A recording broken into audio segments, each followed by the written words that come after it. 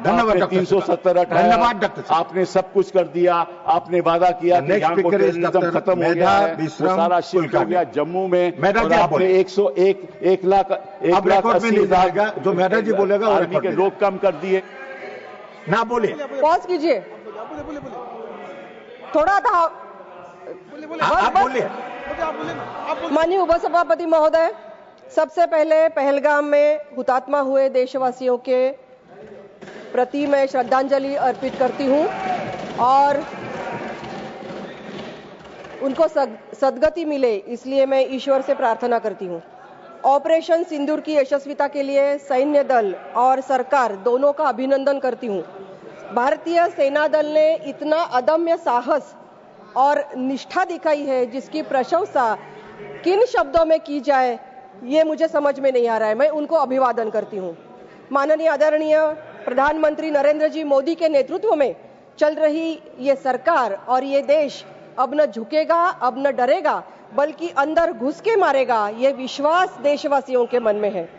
Pahalgam attack के बाद माननीय मोदी जी ने कहा कि देश के दुश्मनों ने न ही केवल निहत्थे देशवासियों के ऊपर हमला किया है, बल्कि भारत की आत्मा के ऊपर उन्होंने हमला करने का दुस्साहस किया है। अब उनके कल्पना से भी बढ़कर उनको सजा मिलेगी। अब खून और पानी एक साथ नहीं बह सकता, हम घुसकर मारेंगे। और माननीय उपसभापति महोदय, 100 किलोमीटर अंदर घुस के हमने हमला किया। इसके लिए मैं माननीय प्रधानमंत्री, माननीय रक्षा मंत्री, माननीय गृह मंत्री, माननीय विदेश मंत्री सभी को बधाई देती हूं और उनका अभिनंदन करती हूं।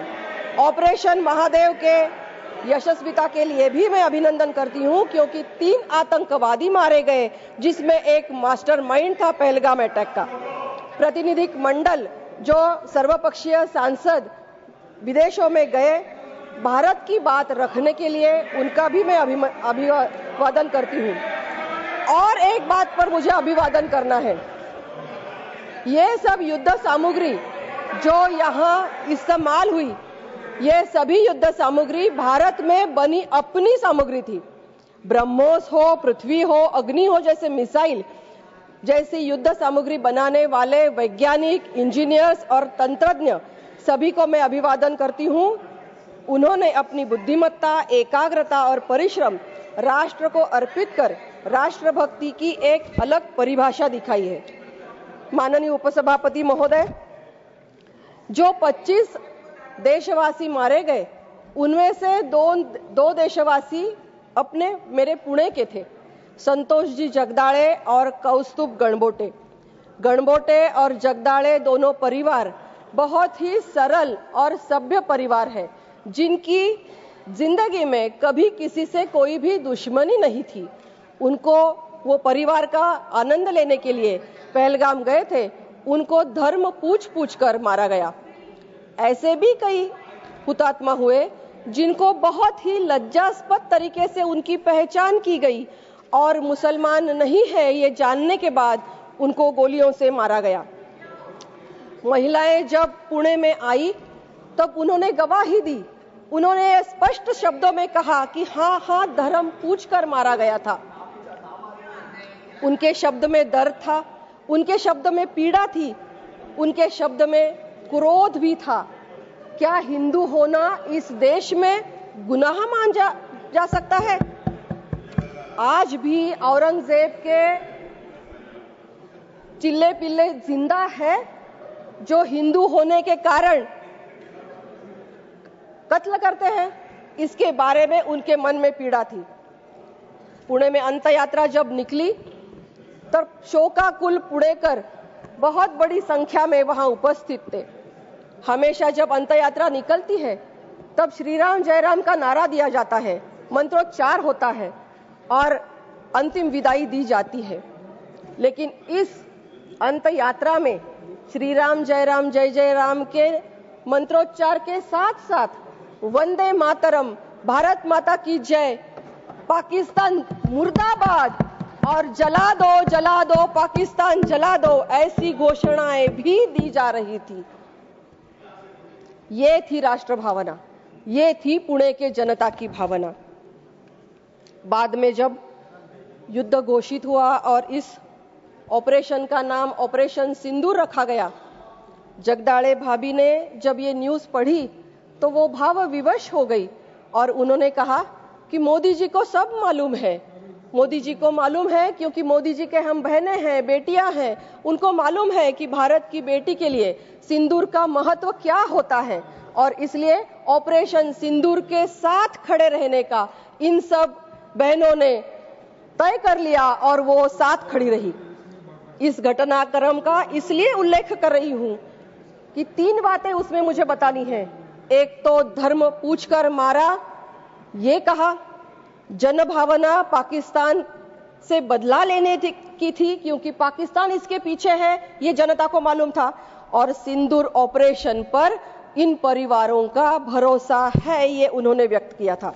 लेकिन विपक्ष की भावना किसी से नहीं मेल खाती, ना तो सरकार के साथ उनकी भावना मेल खाती है, ना जनता के साथ और ना ही विक्टिम परिवारों के साथ।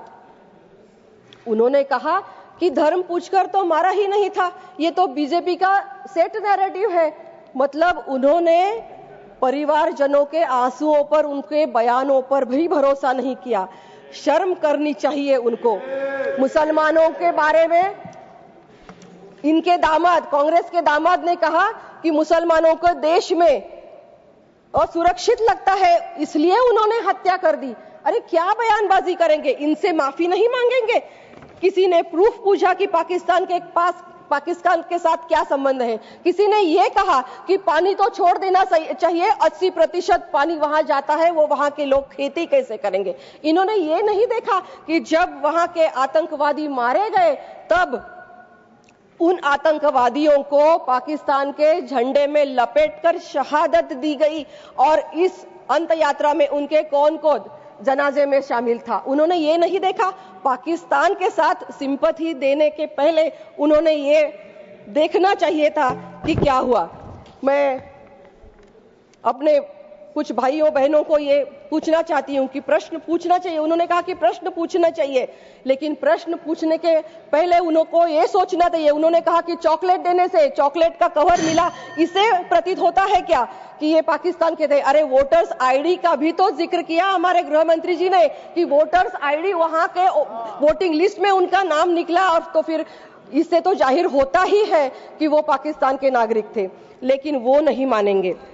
मुझे लगता है कि ये सब, और एक सिंगल बात मैं बताना चाहूंगी, मेरा तो समय आपने घंटी बजा दी है, लेकिन आदरणीय रेणुका दीदी ने यह कहा कि उन्होंने ये जिक्र किया कि स्वर्गीय शुभम द्विवेदी, इनकी वाइफ ऐशन्या द्विवेदी का उन्हें इंटरव्यू बिल्कुल गलत कहा, उन्होंने असत्य विधाने की।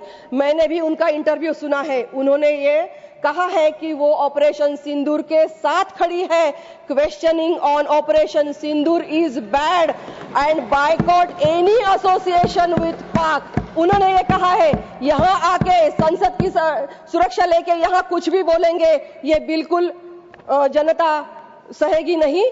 जनता देश के साथ है, जनता सरकार के साथ है, मोदी जी के साथ है, और मोदी जी के हाथों ही अपना देश सुरक्षित है। इस पर जनता का विश्वास है। मैं अभिनंदन करती हूं ऑपरेशन सिंदूर के लिए और ऑपरेशन महादेव के लिए। धन्यवाद। Next speaker is doctor Sasmit Patra.